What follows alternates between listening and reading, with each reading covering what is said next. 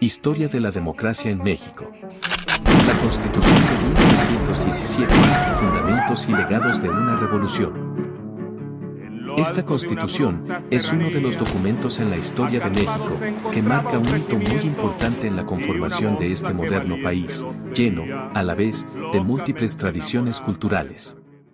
Promulgada el 5 de febrero de 1917, esta norma suprema es el resultado de la Revolución Mexicana, el conflicto armado iniciado en 1910, para poner fin a la dictadura de Porfirio Díaz y establecer, de esa manera, reformas sociales y económicas profundas.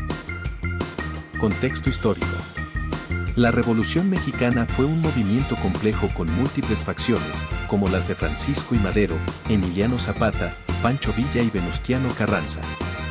Cada grupo tenía sus propias demandas y visiones para el futuro de México, pero en general, el movimiento revolucionario buscaba terminar con la explotación agraria, la concentración de tierras, la corrupción del gobierno y la influencia de la Iglesia en los asuntos del Estado. Redacción y promulgación. En 1916, Venustiano Carranza, quien era el primer jefe del ejército constitucionalista y encargado del poder ejecutivo, convocó a un Congreso Constituyente en Querétaro, para redactar una nueva constitución que reemplazara la de 1857. El Congreso estuvo compuesto por representantes de diversas corrientes revolucionarias, aunque predominaban los carrancistas. Tras debates intensos, se promulgó la Constitución el 5 de febrero de 1917. Carranza se convertiría oficialmente en presidente constitucional de México en mayo de ese mismo año. Principales características de la Constitución de 1917. Derechos sociales y económicos. Artículo 27. Establece la propiedad de la nación sobre las tierras y recursos naturales, permitiendo la expropiación por causas de utilidad pública. Este artículo fue clave en la reforma agraria. Artículo 123. Regula las relaciones laborales, consagrando derechos como la jornada laboral de 8 horas, el salario mínimo, el derecho a la huelga y la protección laboral para mujeres y menores. Educación.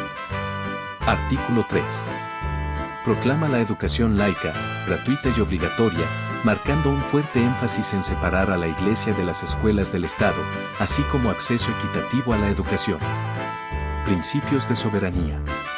Reafirma el poder supremo y autónomo que tiene México para gobernarse a sí mismo, sin intervención externa. También establece un gobierno republicano, representativo y federal. Iglesia y Estado.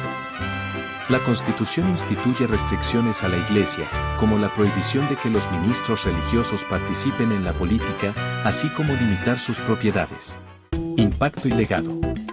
La Constitución de 1917 de México fue pionera en la incorporación de derechos sociales y económicos, estableciendo un precedente que influyó significativamente en las constituciones de otros países.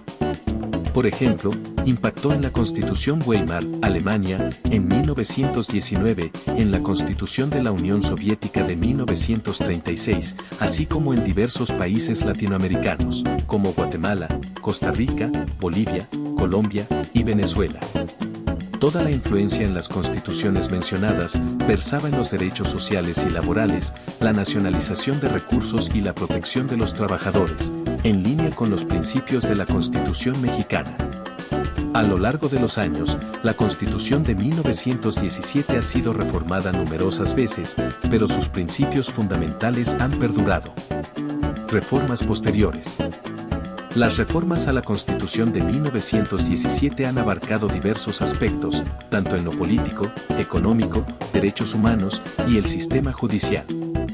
Algunos ejemplos son la descentralización del poder, la democratización del sistema electoral y la inclusión de derechos indígenas y de género.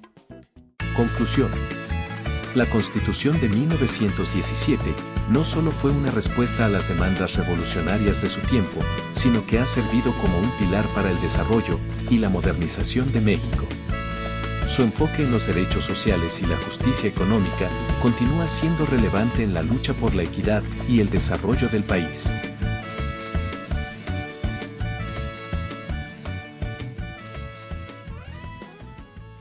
Por lo pronto, eso ha sido todo. Gracias por acompañarnos. No te pierdas el siguiente capítulo. Si te gustó, dale like, suscríbete y por supuesto, comparte tus comentarios y preguntas. Nos vemos y leemos en la próxima.